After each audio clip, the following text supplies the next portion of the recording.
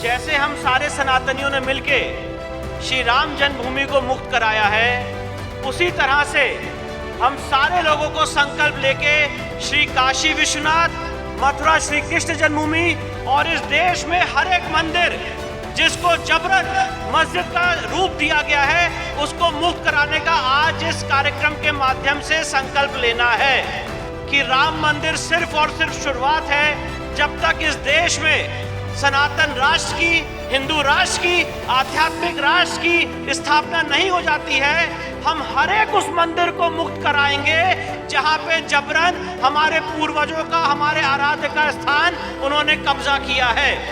पर आज हमारी आपकी दृढ़ता से मांग होनी चाहिए कि सरकार बनेगी पर प्लेसेस ऑफ वर्शिप एक्ट पूर्णतः खत्म होना चाहिए। सरकार बनेगी पर वक्फ एक्ट पूर्णतः रिपील होना चाहिए। सरकार बनेगी पर जितने मंदिर आज सरकारी कंट्रोल में हैं ये मुक्त होने चाहिए। सरकारें बनेंगी पर जितने कानून इस समय हिंदू विरोधी चल रहे हैं उनको खत्म होना चाहिए।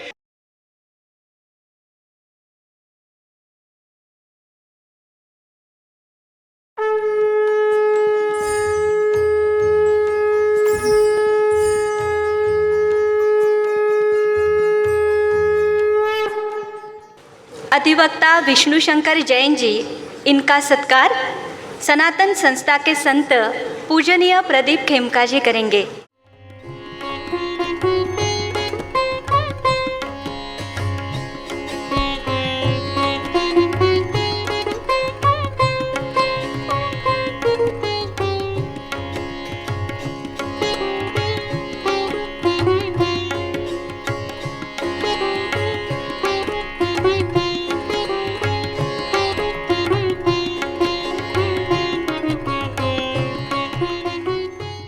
काशी मथुरा मुक्ति अभियान एवं अनुभव इस विषय पर अधिवक्ता विष्णु शंकर जैन जी हमारा मार्गदर्शन करेंगे।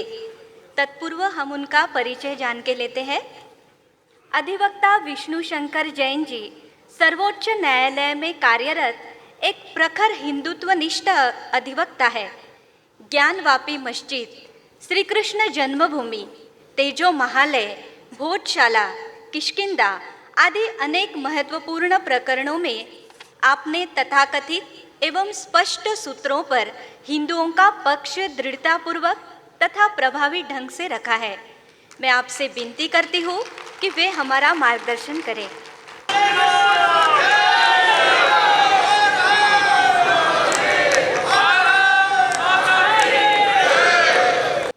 धर्म संस्थापना के देवता भगवान श्री कृष्ण के चरणों में मेरा नमन। परात्पर गुरु डॉक्टर जयंत बालाजी आठवाले के चरणों में मेरा नमन। मंचासीन व्यासपीठ पर उपस्थित मेरे जितने वरिष्ठ लोग हैं सबको मेरा प्रणाम। और आज इस सनातन शंखनाद महोत्सव में इस भारी तादाद में हम सारे लोग एकत्रित हुए हैं, आप सबको बहुत बहुत प्रणाम करता हूँ। समय की मेरे पास कमी है तो बहुत ही संक्षिप्त में अपनी विषय को रखूँगा आपके सामने। मैं ऐसा मानता हूँ मैं इसे एक आध्यात्मिक यात्रा मानता हूँ जो आज ज्ञानव्यापी मुक्ति का आंदोलन चल रहा है, जो श्री कृष्ण जन्मभूमि को मुक्त करने का पूरा न्यायालयीन संघर्ष चल रहा है। आज हम सारे लोग जो यहाँ पे एकत्रित हैं, हम लोग बहुत ही किस्मत वाले हैं जहाँ पे हमारे आराध्य प्रभु श्री राम ने 20 पीढ़ियों के बाद आज वो दुर्लभ दिन हमें दिखाया जब हमारे आराध्य प्रभु श्री राम अपने जो मूल स्थान है वहाँ पे विराजमान हुए। हमारे जो पुरखों का संघर्ष था 20 पीढ़ियों का 22 जनवरी 2024 को पूर्ण हुआ। आज वहाँ पे केसरिया ध्वज लहरा रहा है, धर्म ध्वजा लहरा रही है।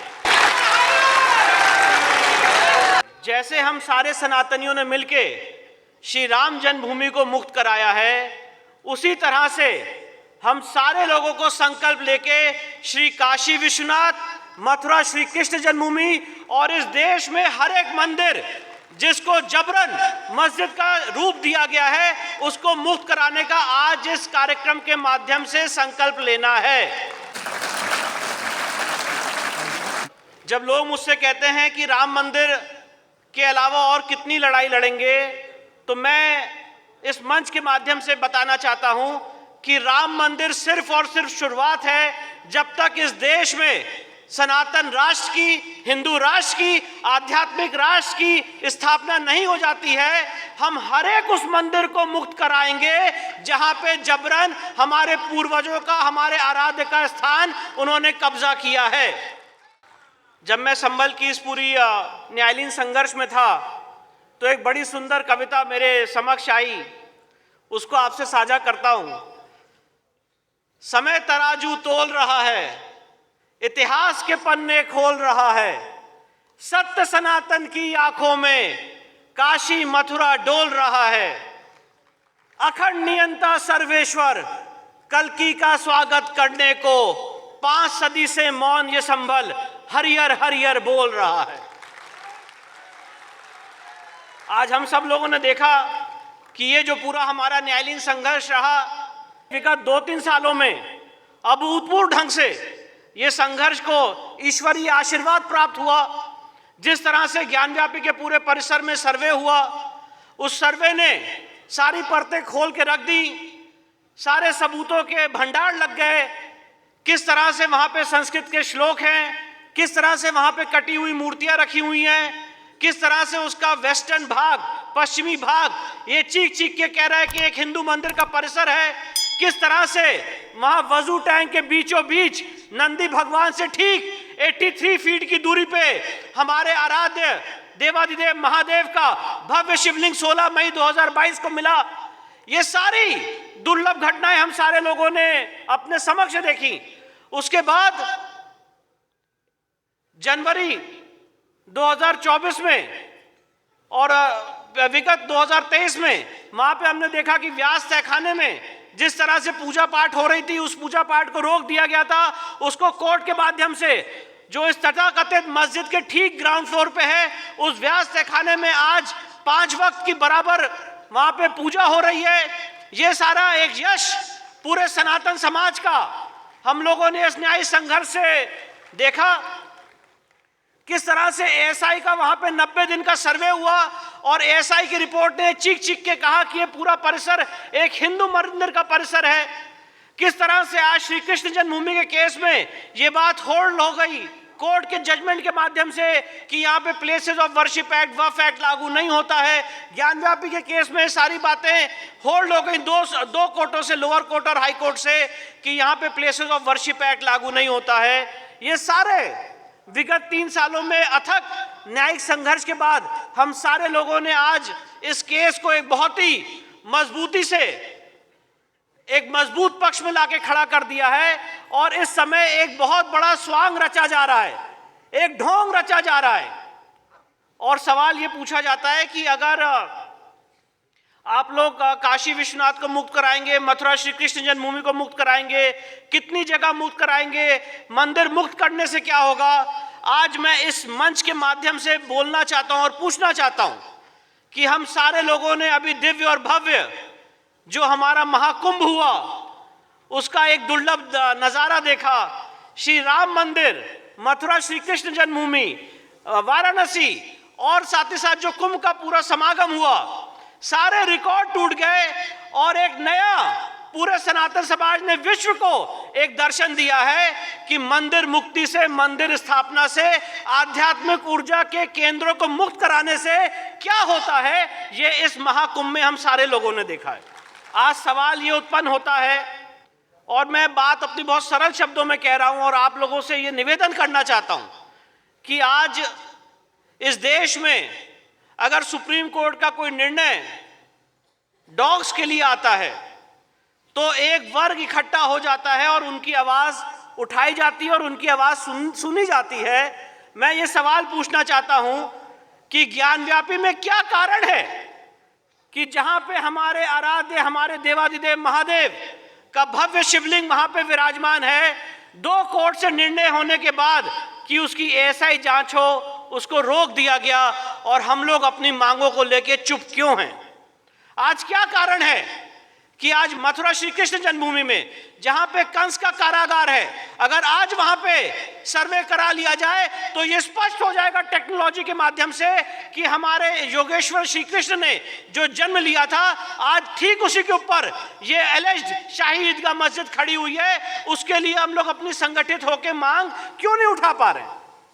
इसीलिए इस समय मैं बहुत ही जिम्मेदारी से एक बात कहना चाहता हूं कि विगत 2013 से मैं और मेरे पिताजी माननीय श्री हरिशंकर जैन साहब सनातन संस्था हिंदू जनजाति समिति से जुड़े हैं, और आज इस मंच के माध्यम से मैं परात्पर गुरु डॉक्टर जैन बालाजी आठवाले को, सनातन संस्था को, हिंदू जनजाति समिति को प्रणाम करना चाहता हूं कि उन्होंने आज जो हिंदुत्व की एक अलग पूरे देश में जगाई है, और इस तरह के कार्यक्रम कर करके सिर्फ और सिर्फ एक बात कि हमें इस देश को, इस विश्व को एक अखंड हिंदू राष्ट्र बनाना है, उसकी ओर हम लोग आगे बढ़े, ये जो दर्शन दिया है, इसके लिए मैं सनातन संस्था हिंदू जनजाति समिति को प्रणाम करता हूं। इनके सारे कार्यकर्ताओं को इनको वंदन करता हूं, प्रणाम करता हूं कि आज इन्होंने जो काम किया है हिंदू समाज के लिए, हम सारे लोगों को एक छत के नीचे लाके एकत्रित किया है।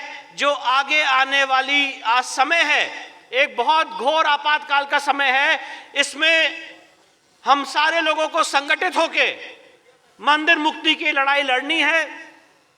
जब हम मंदिर मुक्ति की बात करते हैं तो ये बहुत जरूरी हमें समझना है कि जब आप किसी मंदिर को मुक्त करते हैं तो वो सिर्फ मंदिर मुक्त नहीं होता है, वहां के उस पूरे क्षेत्र में और पूरे विश्व में एक दर्शन जाता है कि जो हमारे वहां पे आराध्य देवता हैं उनको किस ढंग से एक जबरन कब्जा करके ये मैसेज देने की कोशिश की जा रही है कि आपका बिलीफ हमारे बिलीफ से नीचे है।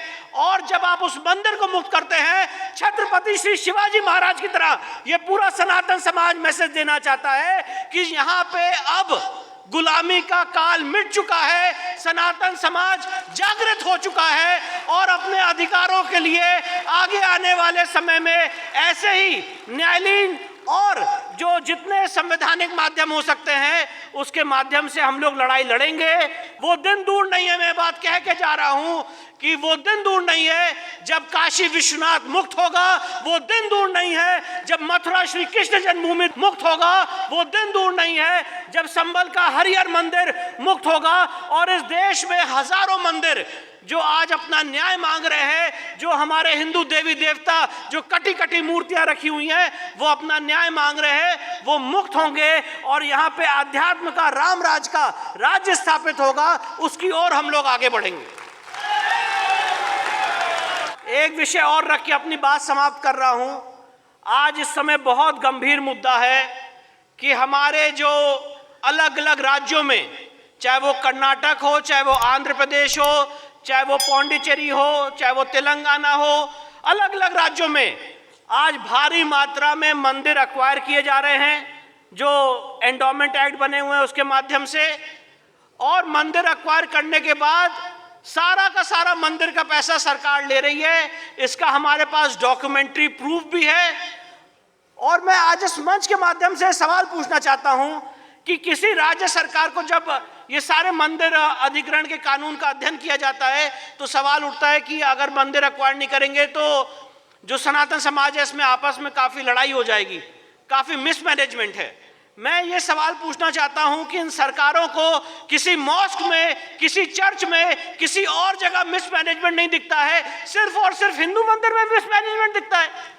और इस माध्यम से आप मंदिर एक्वायर कर रहे हैं और वो मंदिर एक्वायर कर रहे हैं जिसमें भारी मात्रा में डोनेशन आ रहा है और डायरेक्ट मंदिर का पैसा हम और आप अपने आराध्य, अपने इष्ट को मंदिरों में दान कर रहे हैं, पर वो सारा पैसा सरकारी काम में, सेकुलर एक्टिविटीज में इस्तेमाल किया जा रहा है। अभी हमारे बीच में यहाँ पे हमारे सुदर्शन चैनल के सुरेश चौहान के जी भी थे, उन्होंने अपने चैनल पे दिखाया कि किस तरह से आज वैष्णो देवी में वहाँ पे जो कॉलेज बना गया उसमें आज अलग अलग समाज के लोगों को वहाँ पे सीट्स मिल गई। तो जिस तरह से आज मंदिरों में मिसमैनेजमेंट चल रहा है अलग अलग कानूनों के माध्यम से, आज हम लोगों को बहुत ज़रूरत है। बिहार में सरकार बन रही है, अलग अलग राज्यों में सरकार बन रही है, केंद्र में सरकार बन रही है, पर सवाल यह है कि हमारी आपकी मांग क्या है।